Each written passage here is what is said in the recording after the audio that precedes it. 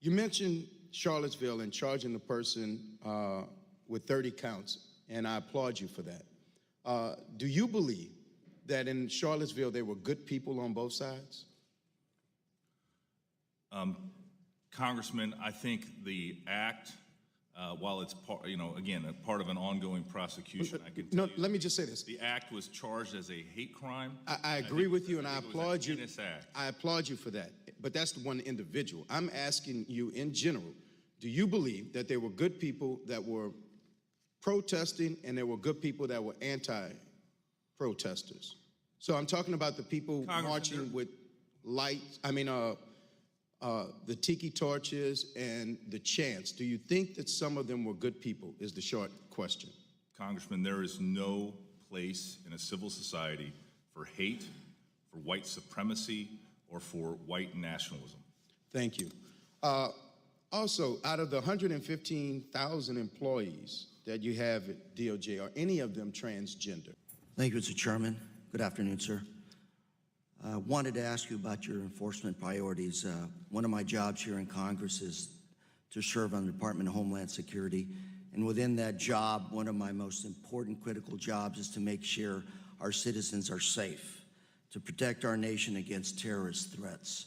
In May of 2017, a joint FBI-DHS bulletin warned of a growing threat of violence posed by white supremacists, neo-Nazis, right-wing extremists, and other white nationalist groups. An extensive study of terrorist plots between 2008 and 2016 found that plots and attacks by white nationalist groups in the U.S. outnumbered the threats by Islamic extremists 2-to-1.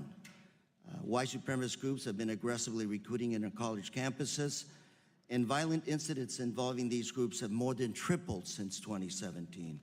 More than 100 people have been killed or injured since 2014, and more than 60 in 2017 alone by these alt-right groups. Sir, just very basic question. Do you believe that white nationalism, white supremacists, extremists, or right-wing groups in this country pose a threat? Yes, I do. Is it growing? Based on that report issued by the FBI, I have no reason, as I sit here today, to disagree with it.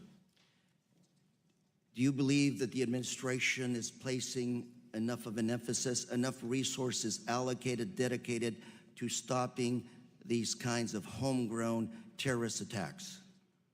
I believe that we are dedicating resources to the appropriate threats. That is done obviously below my role. It's done mostly at the line and the management level at the FBI and our other agencies, including our partners at DHS, as you mentioned. I really, as I sit here today, I think we are adequately addressing the threats that we face, but we are always reallocating resources based on how those threats evolve. Adequately addressing the threat, and you mentioned earlier in your opening statement, 30 convictions, hate crime convictions. Yet in 2017, an increase of 17% hate crimes reported, which they're usually underreported in this country. More than 7,000 hate crimes in 2017, and you have 30 convictions. Do you think you're allocating adequate resources towards prosecuting hate crimes? I do, and if you look at some of the high-profile cases we've done, like the synagogue shooting in Pittsburgh, or the Charlottesville situation that we previously discussed, or even the case where we sent a prosecutor to my home state of Iowa to help prosecute a state hate crime. I think we have addressed the hate crime. If you look at the number, 7,000 reported, almost 20% increase in 2017, 30 convictions. Adequate? Congressman, we always work with our state partners and the local police to determine where is the best place and the most effective place to prosecute a crime. And so to suggest that somehow that those victims of those crimes don't receive the proper justice, I think would be a I think I'm looking at it from relative. We're looking at foreign terrorism, and yet are we ignoring domestic terrorism? No, we are not ignoring that. So are we allocating the equal or more resources to domestic versus foreign? Yes or no? Again, Congressman, we allocate our resources based upon the threats and where the federal government should deploy those resources.